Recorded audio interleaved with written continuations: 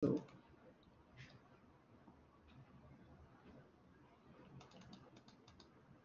right, so this is what problem set 1 looks like.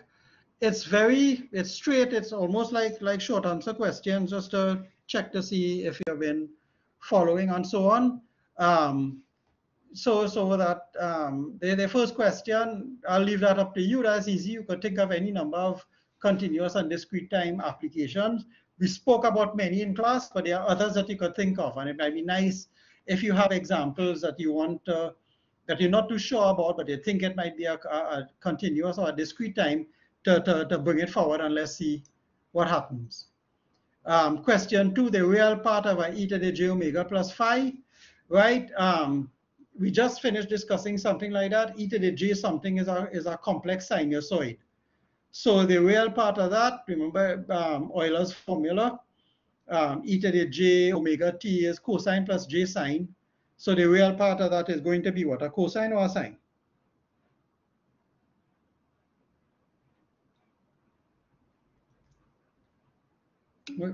Right, cosine, right? So it's asking for a cosine, as simple as that.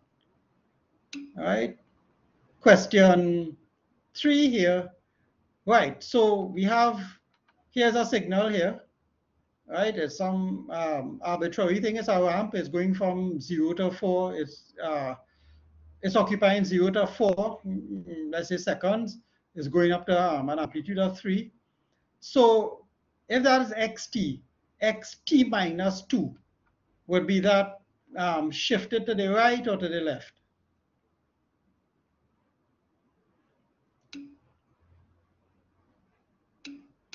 Correct, right? So it shifts to the right. So the entire function shifts to the right by how many units? In other words, it's going to run from t equal to what? What's the range it's going to run from now? 2 to 6. Nice. Right?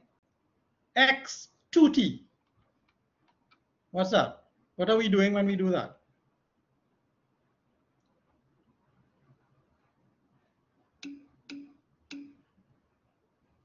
What kind of scaling?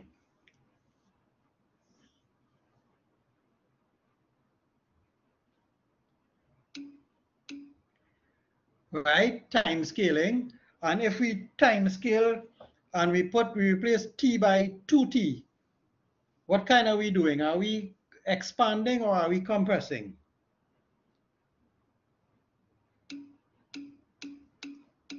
Right, we are compressing. Right, we're making it occupy less space. So it's going to run, is the amplitude going to change? Correct. So no amplitude change. It's going to run the same amplitude, but it's going to occupy the time from 0 to what now? 2. Nice. There we go. Right? Xt over 2. Well, that clearly is the opposite. So that is an expansion. So that's going to run how?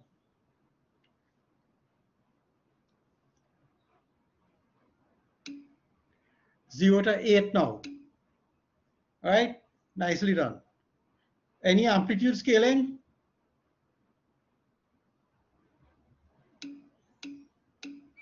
Nice. And x minus t does what?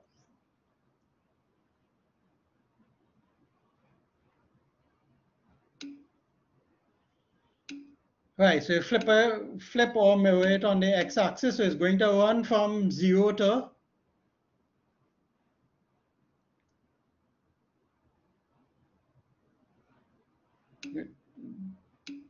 minus 4. Right, 0 to minus 4. Good. Yep. Right, sifting property. Right, this is straight from the notes, but remember the sifting property of the impulse function. Right, that's the important thing. And remember that the impulse function is not just simply that delta t is 1. Remember, this is defined. This actually is an integral, right? So that we define this as being 1 at t equal to the whole thing, the integral of delta t dt from minus infinity to infinity is 1. right? That's the actual definition. It's a mathematical definition. So the sifting property is that anytime you multiply something by an impulse, it picks out the value of that signal at the instant. And we spoke about the whole thing about using that property in terms of a function called the comb function that we had, right? All right, so let's zoom up here a little bit. Right, and here's another arbitrary signal here. So xt u1 minus t. What kind of signal is u1 minus t?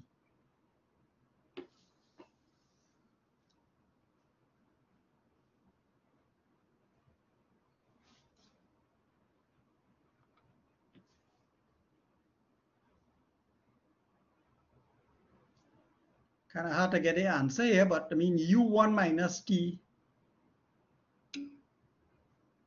Okay, so it's a reverse unit step. So it's running from where's the actual step occurring? Where's the transition occurring? And what is the transition? Is the transition a 0 to 1 or a 1 to 0 transition?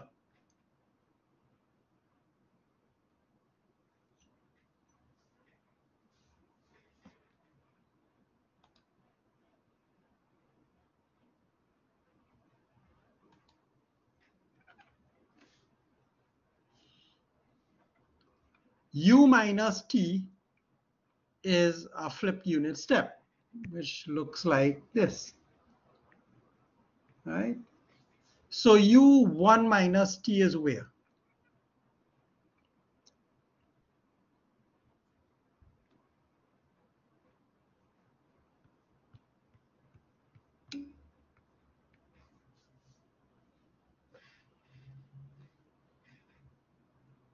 Okay, so I have one person saying it's going from 1 to 0 at minus 1 on the t scale. Is that correct?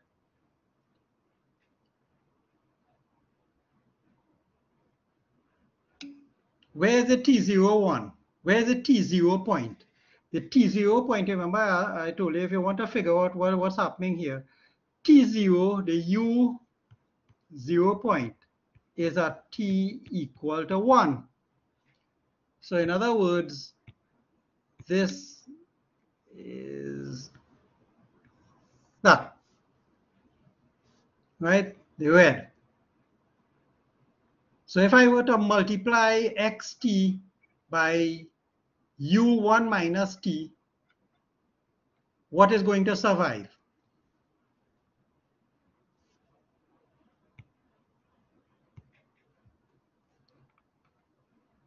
Right, so the red is multiplying, so I'm multiplying xt by 1 minus t. So it's going to everything,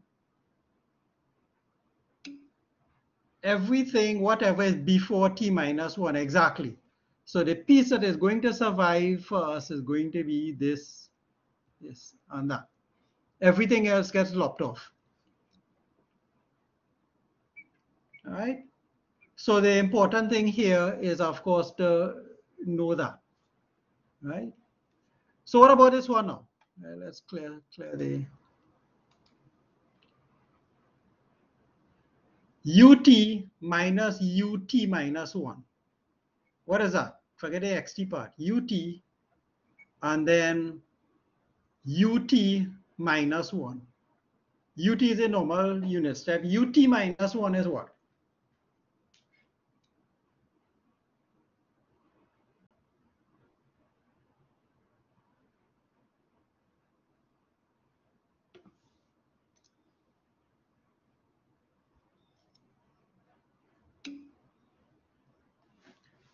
Right, a step from 0 to 1 at t equal to 1.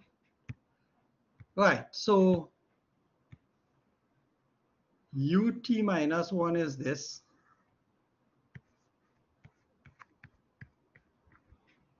And ut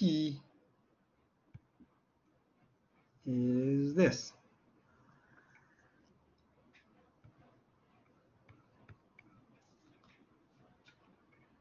So ut minus 1 is what?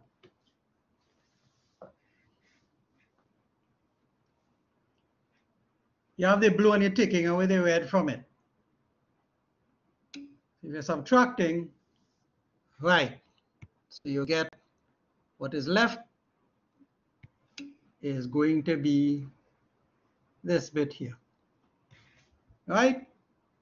So just between 0 and 1. So if you multiply xt by that, all it is going to do is to pick off that little value inside of there. All right? And, well, the rest of them, the other one, delta t minus 3 over 2. Delta t minus 3 over 2 is what? An impulse occurring where?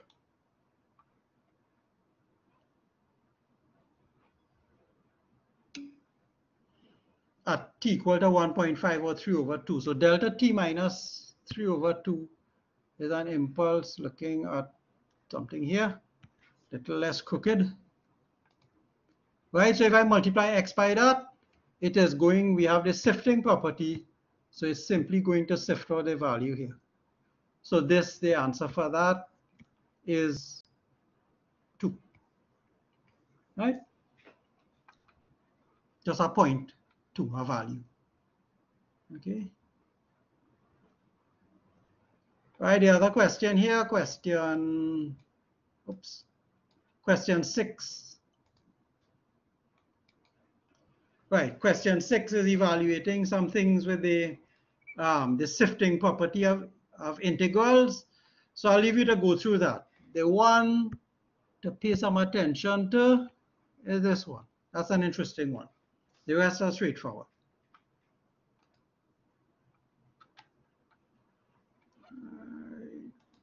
Next page. Sketch some signals. Well, we kind of did part of that before, right? And then you're sketching the first derivatives. So you have to remember, if you take the derivative of a unit step, what do you get?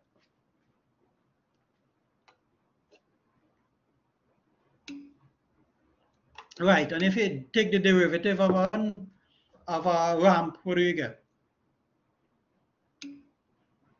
A step, correct. Right, so if you know those things and the other way are wrong, if you integrate a step, you get a ramp. If you integrate an impulse, you get a step.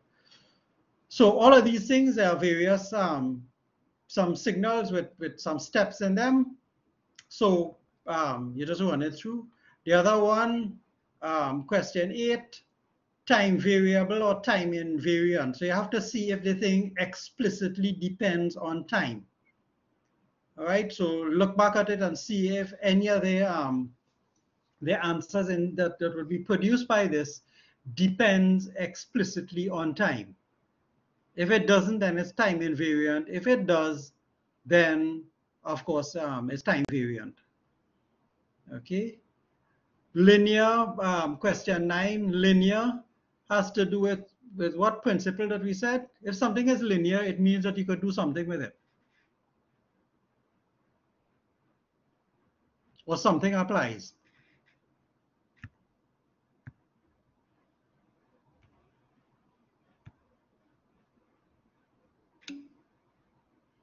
Right, superposition, very good. Right, so if something is linear, it means you could apply superposition for it, which means that if I put input x, I get something. If I put input x, sorry, if I put input x1, I get something. If I put input x2, I get something else. If I put x1 plus x2, then whatever answer I get there is supposed to be the same as x1 plus x2. If not, then your system is nonlinear. Right, so try that. Right, this is one of those with shifting, reversing, scaling. Remember, there was an order for it. So if I give you something like this, and it's going through something, and it's y goes in and sorry, x goes in, and this comes back out. Of course, there's a sequence of events that will happen inside of here. We're dealing with scaling, we're dealing with reversal, and we're dealing with shifting on the time axis. All right, so look at it, there's a sequence to do it, and you have to make sure that you do it in the correct sequence, or the answer will, or you will have the incorrect answer, right? So we went through an example in class carefully about this, and we also identified the sort of steps. So follow that through, and then you'll check the solution for that one. This one is physics, a little bit of force equal mass by acceleration kind of thing, right? So that was just again to again, just this was intended for the point of view that at some point in times, even as electrical engineers, are given a problem, not so much as a circuit or a diagram that has the sort of answer waiting for you there, but it's a word problem. So you're dealing with something that is actually described physically by some sort of wording, and you have to go and decipher it, and in some cases look at it and see what is the physics or even the chemistry that might be involved in a lot of this. And we have some, well, when we were on campus, there's a company called Vertana that actually is operating in one of our buildings on campus in the systems lab, that is the sort of circle building. I know you haven't been on campus for too much, but when you come in from the engineering car park, there's a sort of cylindrical building there. And on the second floor is a company called Vertana. Now, Vertana is owned by a guy who used to work for Google. He's a Trinidadian. No, yeah, he's married to a Trinidadian and he lives here. But they do a lot of robotic programming in Trinidad here remotely. And the robots are actually controlled in plants and various places in the States. But the software to control it and the actual control is done here. And he has hired a couple of our graduates, in fact, more than a couple, over the years. And one of the things that he says that we always have to remember when you're going into doing even software programming, that one of the things you have to remember a lot of is sometimes your high school physics. They need that. They need you to remember how to solve differential equations, of course, using things like MATLAB and so on, not necessarily on paper, but to understand how systems are described in terms of differential equations. And using that, you need your physics, you need your mathematics, and then, of course, some basic electrical engineering, and then they teach you the programming. It's mostly programming that they're using, but they take what you learn as an undergraduate now and take it up to the professional level, right? So it's really interesting, and hopefully when we're able to get back on campus and so on, we'll be able to arrange talks with people like him. And I think we've actually had it too in some of our career days.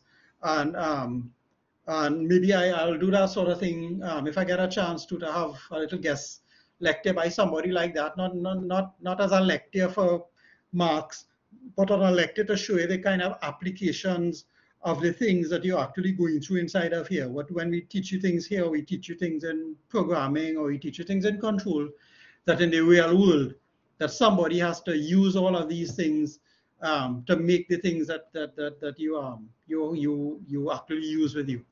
And in fact, this kind of question 11, the people who write video games, for instance, you need to know a lot of physics and fluid dynamics and those kind of things to make some of the graphics, to program some of the graphical effects in many of those games and the behaviors in many of those games. All right, so you might figure that some of these things, after you graduate, you may never use it, but you have no idea what sort of career you might land up in. So you must sort of at least remember, if you will forget some things, but at least remember that, hey, I knew, yes, I know what superposition is, so I can go back and very quickly sort of check what that is about. All right? So, and then this question here, of course, is another typical question that I would ask in like midterms and the like. You're given a signal here. This is that piecewise continuous signal that we spoke about. No, and what is the derivative of that? And again, you have to remember the thing is that this, you look at this thing, this has a number of step changes around the place. There are a number of areas that are not changing, and then there are some areas that are actually changing very gradually. So you look at the thing and you see right here, this is a step, for instance. Okay, this is a step. Right? Here is a step change. Here is a step change, that kind of thing. So you have to look at it and then identify what is what, and then in between, of course. So you're going to, it's piecewise continuous. So every time as you come through and as you say, sketch dx dt, now it's just a sketch, right? But you could give a fairly reasonable explanation as to what it should look like. All right, so you look at this, and there are other examples that will crop up in other problem sets and in some of the past paper questions as well. But it's a sort of kind of thing, it's a sort of thing that I will ask you in exam questions to be able to do. Okay, so this is time shifting and so on. So you need to go through this. The solutions are already available, right? But before you do that, go and attempt it. Look at it, attempt it, and see what was done. See if you got stuck at any point in time, you go back and check the notes that you have, read it back over, or listen to the video when we spoke about something, and go back and check the problem and do all of that. Try to do as much of that before you actually go and see what the answer looks like. Okay? Yeah? So again, it's up to you. So I'll leave that with you here. And yeah, you don't have to, don't wait until we are already in week 5. So things are building up already in this course and in the other courses that you have to do, and the material tends to accumulate fairly quickly here on you. So don't wait too long. In fact, don't wait any longer. You have revision to do. Do the problem sets and so on. Problem set 2 is in fact available as well, which talks about convolution and the things that we just looked at as well. So you have those 2 to look at. And a couple of weeks time, we'll have another tutorial, of course, before the midterm as well. And if necessary, a session. We have a kind of free slot I could play with as well. All right. So next week, Monday, when we meet, we're going to start another topic, which is on block diagrams. Sorry, not Monday. Is it Monday? Yes. On the 18th, we're going to start talking about block diagrams and how to manipulate them. We already did a little introduction when we were talking about oscillators yesterday in the electronics class. So this is going to take it a little bit further and see how you could take a big system and if you block diagram it out, how you could go about simplifying it without having to do all of the maths, and then you substitute the mathematics at the end. All right, and then after that, stability, right? But the block diagram topics, that will be the last one that you'll be on the sort of menu for the midterm. And then after that, we have the topics on stability, a few lectures. We're going to spend a chunk of time on the Fourier series and the Fourier transform, and some manipulations with that and how it's similar to the Laplace and so on. So all frequency domain stuff. And then after that, we move into the discrete domain and spend a couple of weeks on the Z transform and discussing that. If all things goes well, we'll have some slack time to catch up, to address any other matters that need to be addressed, and to have practice sessions and to run through some past papers and so on as well. Okay? So we are here. At this point in time for Vertana, I don't know. It's I could get the contact information and through the class website. I could let you all know. I'm not too sure if what are they all operating virtually at this point in time. Internships, they have done internships already, and when you going from, I think, second year into third year, we also have the internship for credit course that is available. But we could find out for that and see if they are offering any of those internships as well. Yeah, not a problem. Yeah. All right, so any other questions? Let me stop the recording here.